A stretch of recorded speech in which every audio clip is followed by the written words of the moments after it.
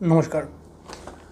আজকে আমরা অদ্ভুত কিছু সূত্র নিয়ে আলোচনা করব এবং প্রত্যেকটি সূত্র শনিকে কেন্দ্র করে।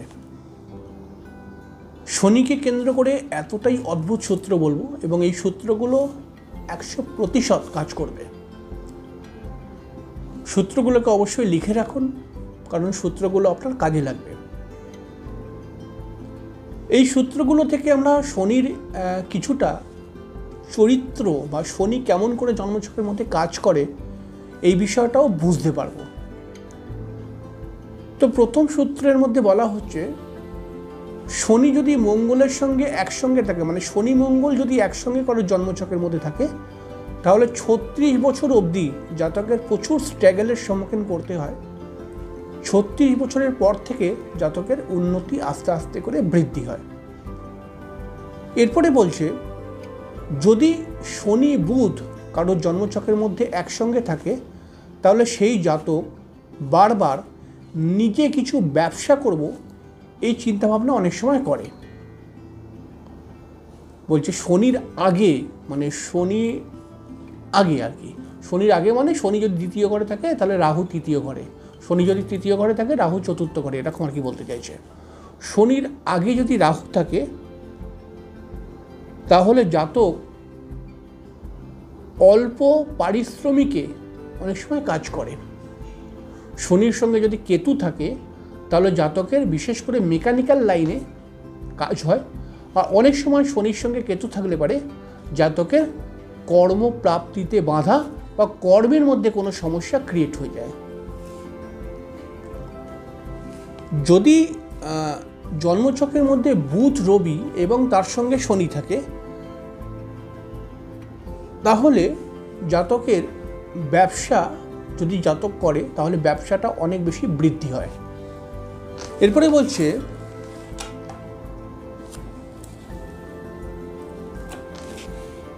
গোচরে শনি যেই ঘরে রয়েছে, গোচরে শনি যেই ঘরে রয়েছে সেই ঘরের ঠিক সপ্তম স্থানে যদি রবি বুধ থাকে, তাহলে জাতক উঁচু কোম্পানিতে চাকরি হয় জাতকের। শনির আগের ঘরে যদি কেতু থাকে তো জাতককে অবভিয়াসলি অনেক পরিশ্রম করতেই হয় এবং প্রথম কাজটি জাতকের চলে যেতেও পারে। এরপরে বলছে,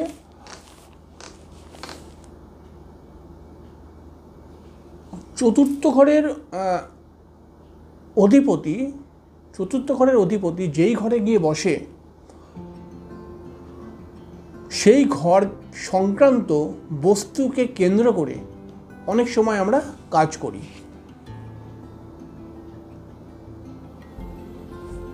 শনির দশম ভাবে যদি বৃশ্চিক রাশি পড়ে, শনির দশম ঘরটি যদি বৃশ্চিক রাশি পড়ে এবং বৃশ্চিক রাশিতে যদি কোনো গ্রহ না থাকে, তাহলে পারে অনেক সময় জাতক প্রথম জীবনে লোহা লক্ষ্যর সংক্রান্ত কাজ করে। শনির আগের ঘরে, মানে শনি যেখানে বসে রয়েছে তার কি বলবো, আগের ঘর মানে শনির পেছনের ঘর না, শনির আগের ঘরে যদি বৃহস্পতি থাকে, তাহলে পারে বলছে শনির আগের ঘরে যদি বৃহস্পতির দৃষ্টি দেয়, তাহলে সেই জাতক শিক্ষা সম্পর্কীয় কাজ করে।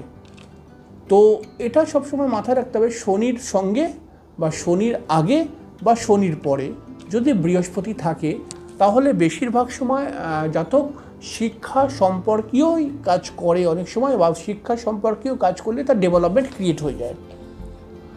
যখন আপনার জন্মছকে শুক্রের ওপরে শনি আসবে, অর্থাৎ আপনার জন্মছকের কোথায় শুক্র আছে এটাকে আগে দেখে নিন, এবং সেই শুক্রের ওপর দিয়ে যখন শনি পাস করবে গোচরে, তখন কিন্তু নতুন কোনো ব্যবসা করার কথা আপনি ভাবতে পারেন বা ব্যবসা চালু করতেও পারেন।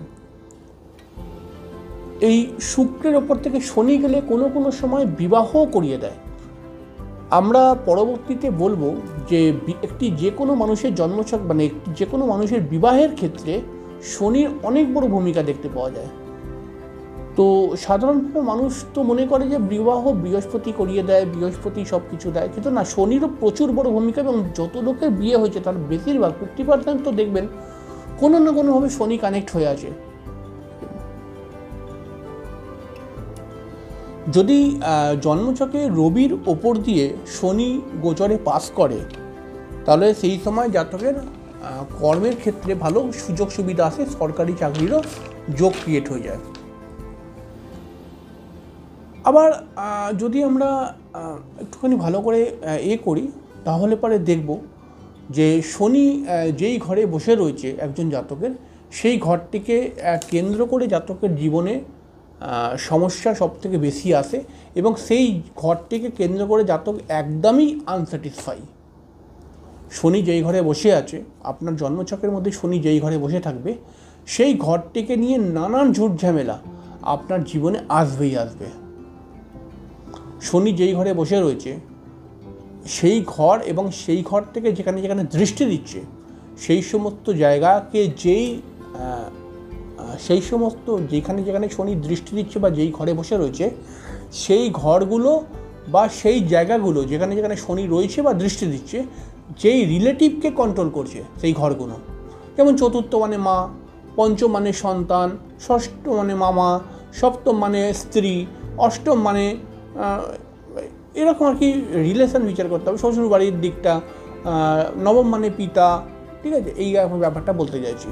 তাহলে শনি যেখানে যেখানে দৃষ্টি দিচ্ছে বা শনি যেখানে যেখানে রয়েছে বা দৃষ্টি দিচ্ছে, সেই সমস্ত রিলেটিভদের শারীরিক সমস্যা ক্রিয়েট হয়ে যাবার সম্ভাবনাও বাড়ে।